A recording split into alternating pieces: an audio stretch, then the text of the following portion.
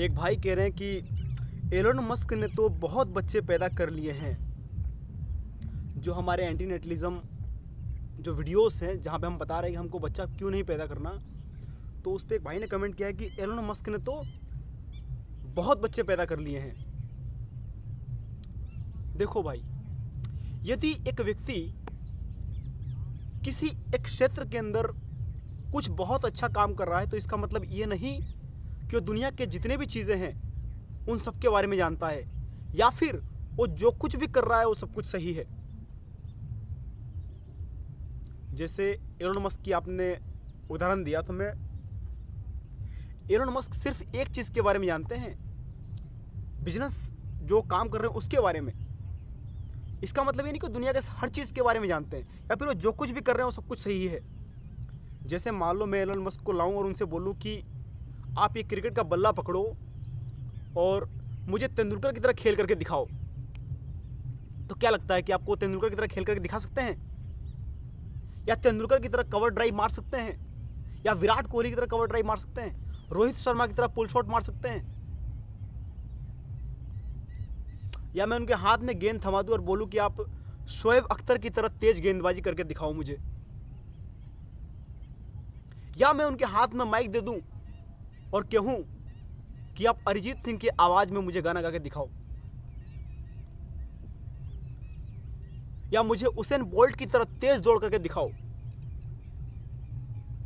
मेरे कहने का मतलब यह है कि यदि एक व्यक्ति एक क्षेत्र के बारे में या एक क्षेत्र में बहुत अच्छा काम कर रहा है तो इसका मतलब यह नहीं कि वो दुनिया के सभी क्षेत्रों के बारे में जानता है या जो कुछ भी वो व्यक्ति कर रहा है वो सही कर रहा है।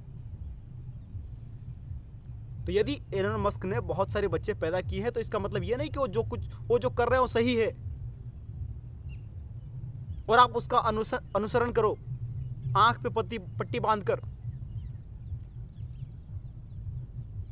इस धरती पे यदि एक व्यक्ति एक क्षेत्र में आगे बढ़ रहा है तो हमारा कर्तव्य है कि हम उस व्यक्ति को फॉलो करें, लेकिन हम आंख पे पट्टी ना बांधें। हम क्वेश्चंस करें, हम तर्क पैदा करें अपने अंदर। वो व्यक्ति जो कर रहा है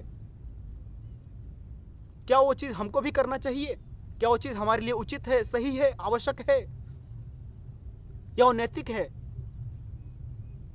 इसीलिए हर व्यक्ति को बुद्धि दी गई है, इंटेलिजेंस दी गई है। इस प्रकृति में जितने भी जीव हैं, इस धरती पे जितने मिलियंस ऑफ जीव, उसमें और मनुष्य में क्या अंतर है? यही तो अंतर है भाई।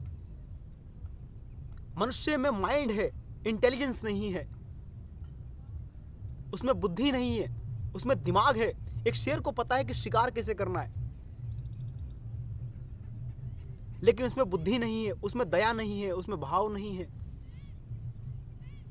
लेकिन एक मनुष्य सोच सकता है, समझ सकता है, तर्क कर सकता है कि क्या मुझे इस चीज की आवश्यकता है। उसमें नैतिकता है, उसमें दया है, उसमें करुणा है, उसमें भाव है, उसमें प्रवाह है। तो मुझे नहीं लगता कि एक व्यक्ति को हमको आंख पे पट्टी बांध करके ब्लाइंडली फॉलो करना चाहिए। मुझे लगता है कि इस दुनिया में जो सबसे अमीर लोग हैं, जो सबसे पूंजीपति, जो दुनिया का बहुत अधिक पैसा लेकर के अपने पास बैठे हुए हैं, उनको भी बच्चा पैदा नहीं करना चाहिए। जो व्यक्ति एक बच्चे को दुनिया की सारी खुशियां दे सकता है, दुनिया की सारी चीज़ें दे सकता है, सब कुछ, वो जहाँ पढ़ना चाहे वहाँ पढ़ा सकता है, उसको जो कुछ भी चाहिए उसकी सारी आवश्यकताओं को फुल कर सकता है, मुझे लगता है कि उस व्यक्ति को भी जीवन में कभी बच्चा पैदा नहीं करना चाहिए। क्योंकि यदि हम इस धरती पे एक बच्चे को लाते हैं तो इस धरती पे उपस्थित जितने भी दुख हैं उससे आपने उस बच्चे को बचा लिया। लेकिन जब वो बच्चा थोड़ा बड़ा होगा, थोड़ा समझदार होगा, और जब वो देखेगा इस धरती की तकलीफें, दर्द और पीड़ा, जब वो देखेगा कि आए दिन यहाँ पे कितने रेप हो रहे हैं, कितनी लड़ाई हो रही है, कितने झगड़े हो रहे हैं, कितनी राजनीति हो रही है, कितनी नदियों को, कितनी पहाड़ों को, कितने जंगलों को काटा जा रहा है, उसको गंदा किया जा रहा है, इस धरती पे जब वो देखेगा कि एक शेर एक बंदर के माँ के सामने उसके बच्चे को चीर फाड़ करके खा रहा है, जब वो देखेगा जंगल का जीवन कि कैसे एक ताकतवर जीव एक कमजोर जीव को उसके पूरे परिवार के सामने चीर फाड़ करके खा जाता है और उसके अंदर थोड़ी सी भी दया नहीं, थोड़ी सी भी करुणा नहीं। एक ऐसी धरती है, एक ऐसा संसार है भाई। तो उस बच्चे में दुख, पीड़ा, कष्ट का जो सैलाब उत्पन्न होगा, उस सैलाब को कैसे शांत कर पाओगे आप? यही चीज उत्पन्न हुआ इस धरती पे बुद्ध के अंदर। यही सैलाब उत्पन्न हुआ बुद्ध के मन में।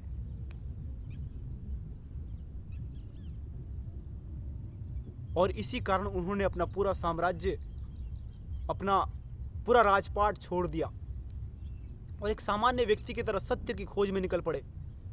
तो मुझे नहीं लगता कि इस धरती पे जो सबसे अमीर लोग बैठे हुए हैं उनको भी बच्चा पैदा करना चाहिए।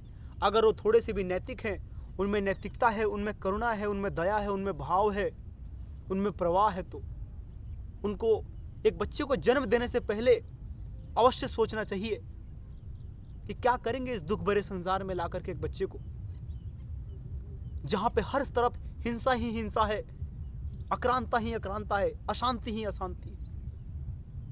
क्या करेंगे हम इस धरती पे एक बच्चे को लाकर? हमको ये नहीं पता कि वो बच्चा क्या बनेगा, कैसा बनेगा।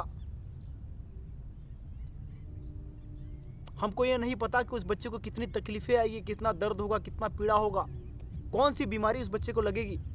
फिर वो बच्चा जब बुढ़ापे की तरफ आगे बढ़ेगा तो देखेगा अपने आंखों के सामने अपनों को खोते हुए, अपने माता पिता को खोएगा अपने आंखों के सामने, अपने प्रियजनों को खोएगा अपने आंखों के सामने। हम उस तकलीफ से उस बच्चे को बचा ना पाएंगे। और जब बुढ़ापे में वो व्यक्ति आएगा, वो बच्चा आएगा जब बुढ़ापे की तरफ, तो उसको बुढ़ापे का भी कष्ट झेलना पड़ेगा। हो सकता है वो बच्चा किसी दुर्घटना का शिकार हो जाए, उसको अपंगता के साथ जीवन व्यतीत करना पड़े। तो इन सभी चीजों को देखते हुए मुझे नहीं लगता कि किसी को बच्चा पैदा करना चाहिए। एक व्यक्ति मुझसे पूछ रहे थे कि जो ये एंटीनेटलिज्म मुद्दा है वो सिर्फ आप इंसानों पे ही क्यों लागू कर रहे हो, आप जानवरों पे या इस धरती के जितने भी जीव हैं उन सब पर क्यों लागू नहीं कर रहे? आप इंसानों को तो समझा दोगे सारी बातें, लेकिन आप जानवरों को कैसे समझाओगे? इस धरती पे कुत्ता जो है या फिर कोई भी जीव है उसको आप कैसे समझाओगे कि भाई बच्चा पैदा नहीं करना? तो मैं कहता हूं कि भाई उसको आपको समझाने की जरूरत ही नहीं है, क्योंकि वो हमसे बिल्कुल अलग हैं। इस प्रकृति के अंदर एक इकोसिस्टम नाम से पारिस्थितिक तंत्र काम करता है, जहां पर यदि हम जंगल में देखेंगे तो शेर उससे अपने से कम ताकतवर जीव को खा रहा है, वो हिरण को खा रहा है, हिरण घास को खा रहा है। यदि आप जंगल में देखोगे तो शेर अपने से कम ताकतवर जीव को खा रहा है, उससे कम ताकतवर जीव दूसरे कम ताकतवर जीव को खा रहा है। तो वहां पर एक तंत्र बना हुआ है जहां पे हर चीज बैलेंस्ड है, कोई भी चीज की संख्या अधिक नहीं हो सकती। जैसे शेर हिरण को खा रहा है तो हिरण कितने बच्चे पैदा करता है, उसकी संख्या अधिक है। यदि शेर इतने सारे हिरण को खा भी जाएगा तब भी वो विलुप्त नहीं होंगे इस धरती पे से। और इस प्रकार से इस धरती का, इस प्रकृति का जो ये पूरा इकोसिस्टम है वो बना हुआ है, तो हमें उसमें इंटरफेयर करने की आवश्यकता नहीं है। दिक्कत क्या है कि हम उस तंत्र से बाहर आ चुके हैं हजारों वर्ष के एवोल्यूशन के प्रोसेस के द्वारा। अब हम उस प्रकृति के नियमों का उल्लंघन कर रहे हैं।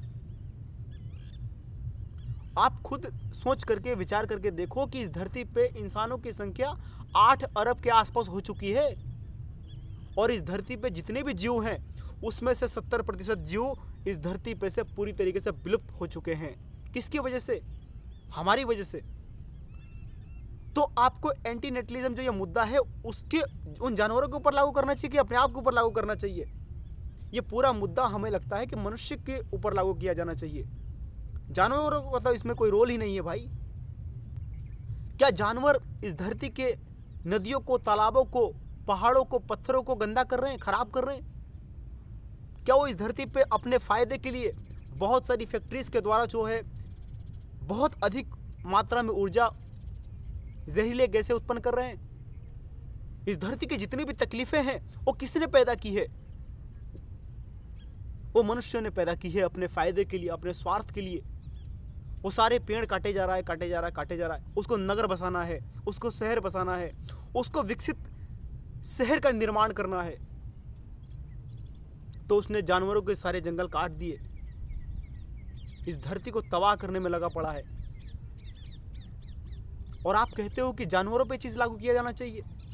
जानवरों को तो आपको इसमें बीच में लाने की कोई आवश्यकता ही नहीं, क्योंकि प्रकृति ने इस पूरे सिस्टम को इस तरीके से बनाया है कि यहाँ पे कोई भी जीव की संख्या अधिक नहीं होगी, न किसी जीव की संख्या कम होगी, यदि हम उस प्रकृति के नियमों के अनुसार चले। लेकिन मनुष्य की ये दिक्कत है कि वो इस प्रकृति के नियमों से बाहर आ चुका है और इस अहंकारवश, अपने ज्ञान के अहंकारवश, अपने इंटेलिजेंस के अहंकारवश इस धरती को कुछ भी नहीं समझ रहा। वो सारे पानी, सारी नदियाँ, सारे तालाब सबको गंदा करने में लगा पड़ा है, इस हवा को गंदा करने में लगा पड़ा है। तो मुझे लगता है कि आपको इसके ऊपर विचार करने की बहुत गंभीरता से आवश्यकता है। और मुझे पूरी उम्मीद है हमारे आज के जो हम उम्र के लोग हैं उनसे, वो अवश्य ही तार्किक बनने के दिशा में आगे बढ़ रहे हैं और ज़रूर इस पे सख्त से सख्त और गंभीरता से सोच विचार करेंगे।